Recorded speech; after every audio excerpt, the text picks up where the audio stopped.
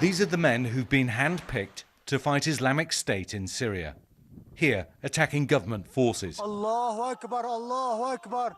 They're Syrian rebels with some training and a few American weapons.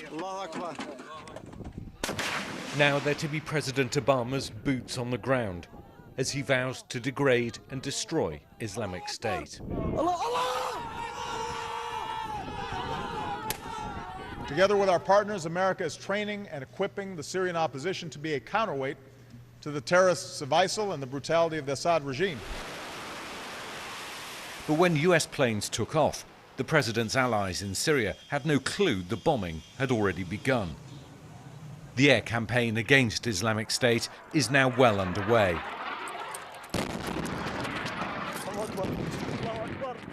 But the ground strategy is shaky.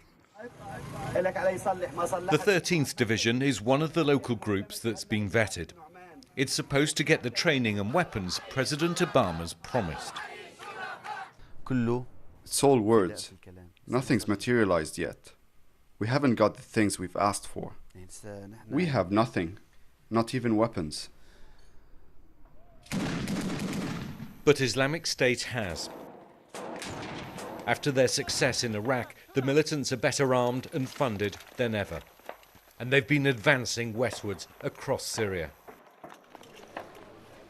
The Americans have been meeting rebel commanders here in Turkey to try to halt the march of Islamic State. The fighters have been very clear about what they want. Not training, but supplies and support, and immediately. And they've been very angry and very vocal about what they say is the failure of coalition airstrikes to halt government attacks against the people.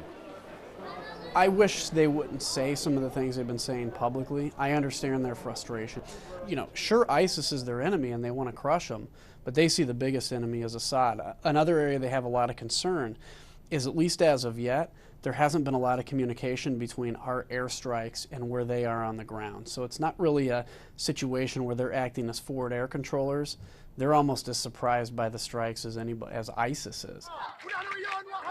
There have been some protests in rebel areas against the coalition strikes. People are angry because they want government forces to be targeted too, and because of reports of civilian deaths. America denies this. But what matters is how things look on the ground. Major Darwish is part of a secretive operations room run by the West and rebel groups. Our support will be seriously damaged if the West doesn't support the revolution as well. People are against these airstrikes. Today we have protests. Tomorrow they might attack us because they think we are working with the West. While the world focuses on Islamic State, Syria's civil war goes on. This was Aleppo a few days ago, and a government barrel bomb attack. Many hoped the coalition would ease their suffering. It hasn't yet, and it may not. And it could alienate the very people it should be winning over.